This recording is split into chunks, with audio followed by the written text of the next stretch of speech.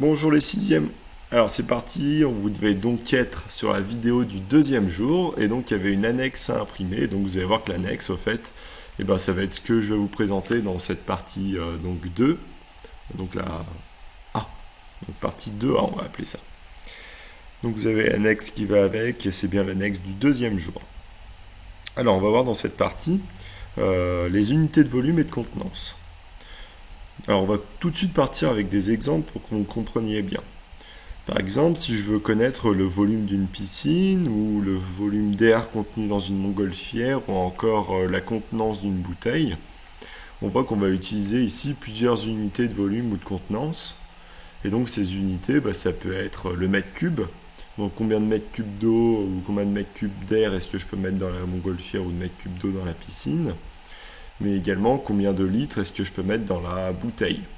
Bon, puis en fait, on se rend compte qu'il y a d'autres unités qui peuvent intervenir, donc toutes les unités de longueur avec un petit cube, et puis toutes les unités de litres avec les préfixes qui vont avec. Donc voilà déjà pour présenter grossièrement ce que sont les volumes et les contenances. Bon, puis maintenant, on va voir le lien qu'il y a, et puis ce qu'on peut voir en lien avec ces unités de volume et de contenance. On va essayer de bien comprendre ça, puis vous ferez des exercices là-dessus déjà. Donc on va imaginer un petit dé, comme ça, un petit cube de 1 cm de côté.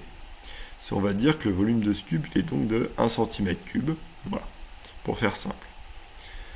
Et puis on va voir le lien qu'il y a entre ce petit cube de 1 cm3 et un grand cube un peu plus grand qui est celui-ci de 10 cm de côté, c'est-à-dire de 1 décimètre, et c'est-à-dire un volume de 1 décimètre3 comme il a 1 décimètre de côté. Bon, puis on va voir combien de petits cubes de 1 cm de côté on peut mettre dans ce cube 10 fois plus grand, enfin qui a l'air 10 fois plus grand.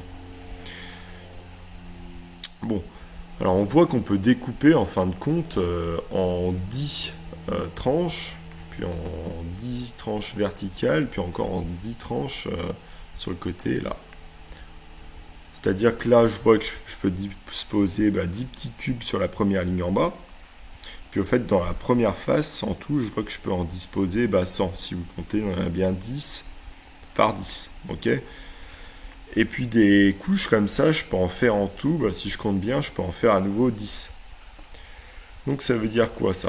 Ça veut dire que j'ai 10 cubes comme ça, 10 comme ça et 10 vers le haut.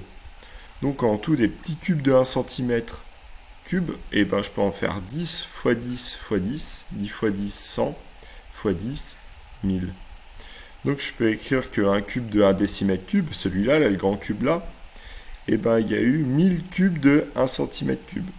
Et donc je vois que le volume de ce grand cube là, ok, je peux dire que c'est un décimètre cube, mais je peux aussi voir que c'est 1000 cm3. Donc voilà ce qu'il y a déjà à prendre dans cette première partie. Dans la partie A donc de cette partie 2. Voilà ce qui a bien collé dans son cahier.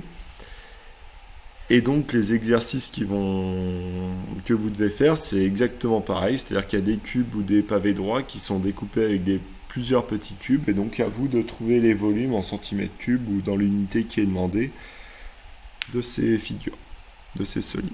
Voilà, bonne journée.